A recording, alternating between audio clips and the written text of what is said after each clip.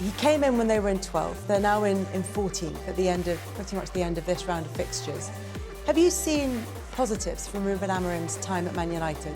Not at the moment. You mentioned there nobody likes to lose games, of course not, but sometimes it's the way you lose. It's the way they give up some of the goals in the second half. Obviously some mistakes from players, losing possession. Obviously you knew Newcastle were going to put you under pressure, obviously.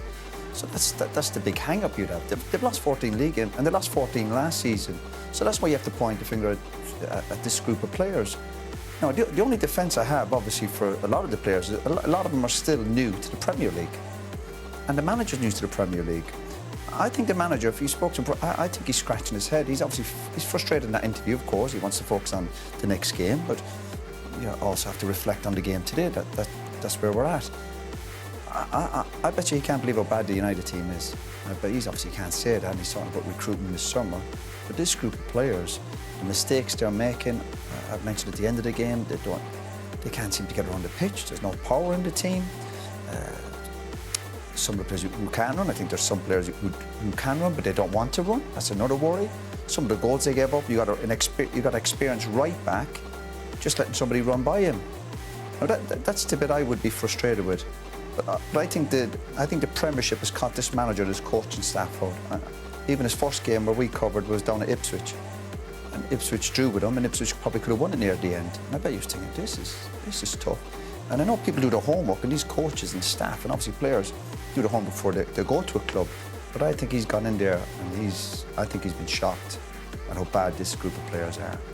But how is there that gap between what the analysts will have done from his side and from Manchester United's side? Kelly, the only thing I'd say, I still think you don't know a group of players or their qualities until you actually get in the door and start working with them. Of course you're on the outside looking in, you do your little bit of homework, of course you do. You look at players and you'll have a bit of pride and ego to think, I can improve these players, I can make them better, that's a manager's job. And they brought in some players, but I think over the last couple of years, and before obviously this manager came in, I'm not putting it all on him, a lot of the recruitment was bringing players in who've never played in the Premier League. And I think it seems to have cut a lot of them out. They can't seem to cope with the demands, the physical side of the game. The lack of goals is a huge problem for Man United, because usually you look at Man United over the years and think, well, there'll be some sort of entertainment, they'll score goals, they'll get at him. But with 15, 20 minutes ago, this game was over. United fans must be looking, scratching their heads going, this game is over. There's no way we're getting back in this. We've only scored one goal, we don't score many. The funny thing was going, how many you concede? And then we took the players' decision-making. We have a goalkeeper coming in today. It's difficult to get up to speed for a goalkeeper, particularly making saves. But in terms of playing out from the back and taking chances, to me, that's just madness. That's just common sense. That's just your football knowledge. Why take a chance at Newcastle where you're under the cosh? You're trying to chip balls into the middle of the park. That's where you have to look at the players and go, look, lads, give us a bit of a chance. And as I said, there's nothing wrong with losing football matches.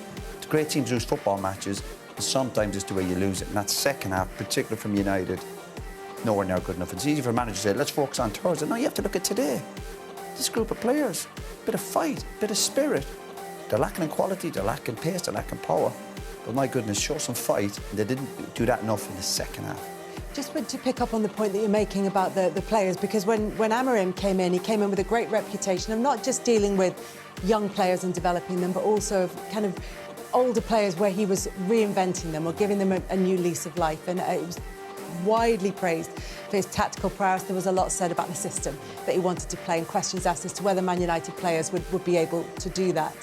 If he's not getting the message across, does that say something about the player's ability to take on instructions? A bit of both. I think there's nothing wrong with a manager having his set ways and his philosophy, shall we say. But I played on some managers, but also you have to adapt.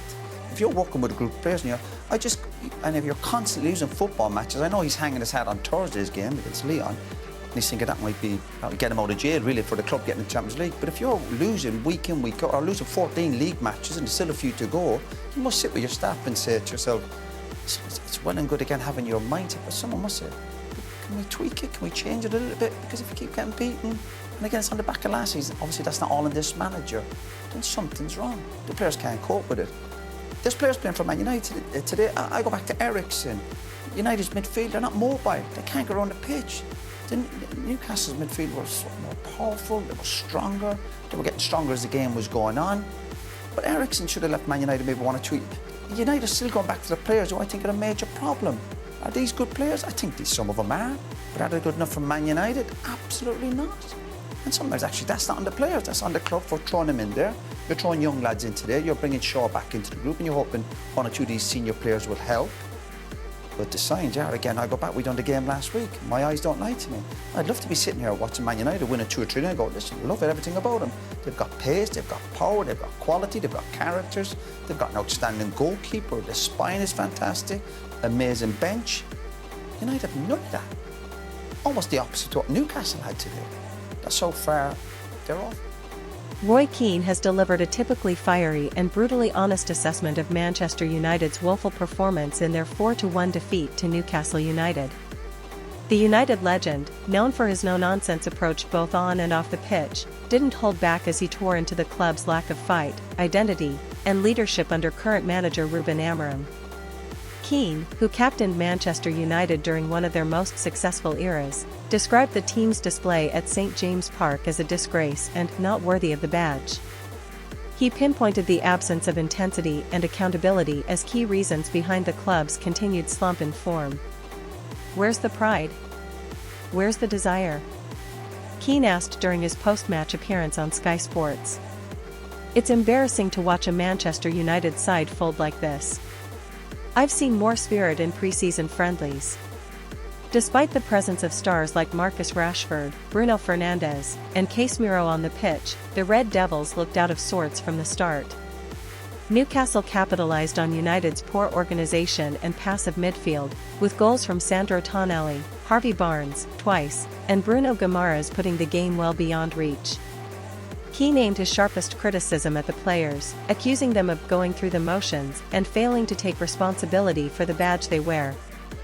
This club was built on strong characters. Right now, I'm not seeing any. Everyone's hiding. No leaders, no structure. Just individuals out there doing whatever they like. He also questioned the decision-making of Ruben Amorim, who has come under intense scrutiny following yet another disappointing result. Keane, while not solely blaming the manager, admitted Amorim hasn't helped himself with confusing tactical changes and poor substitutions. Managers live and die by their decisions.